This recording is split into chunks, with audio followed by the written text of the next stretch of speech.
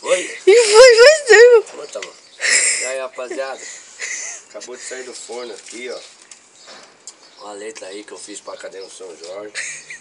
Com todo respeito a todos os compositores da Zona Norte aqui, seu Carlinhos, Maurinho, Dão, Moleque Pará, né, Cocada, todos os meus amigos aí, compositores aí, que escrevem um samba para suas escolas. Eu fiz aqui uma brincadeirinha aqui da minha acadêmica de São Jorge, da Vila Sabrina. Pra quem não conhece, é uma escola da Vila Sabrina e estamos aí na batalha rumo ao grupo 1. Eu fiz essa brincadeira aí, espero que todos aceitem aí, beleza? Curta aí e vamos procurar aprender aí pra nossa comunidade. Todo mundo tá cantando aí, tá se divertindo com a gente aí, beleza? Espero que também seja bem aceita pela nossa diretoria da escola. Se puder cantar no esquenta, eu vou morrer de felicidade. Vamos lá.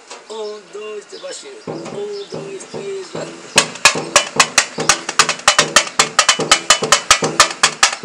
Meu pavilhão vai girar, meu pavilhão vai girar.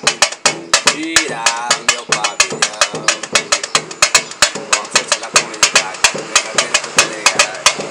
Com a força da nossa comunidade. O nosso samba é assim, samba, cultura, enfim. Diversão. Chegou São Jorge, a escola do meu coração.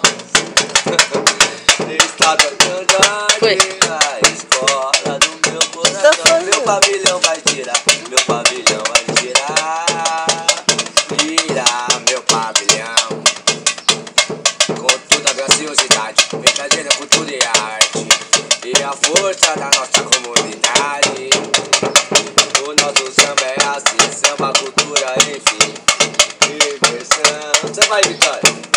Chegou São Jorge, a escola do meu coração. Chegou São Jorge, a escola. Vou até pra trás porque o meu pai tá queimando. Meu pavilhão vai girar, meu pavilhão vai girar. Girar meu pavilhão. Com toda a graciosidade, brincadeira, cultura e arte. E a força da nossa comunidade. O nosso samba é assim, samba, cultura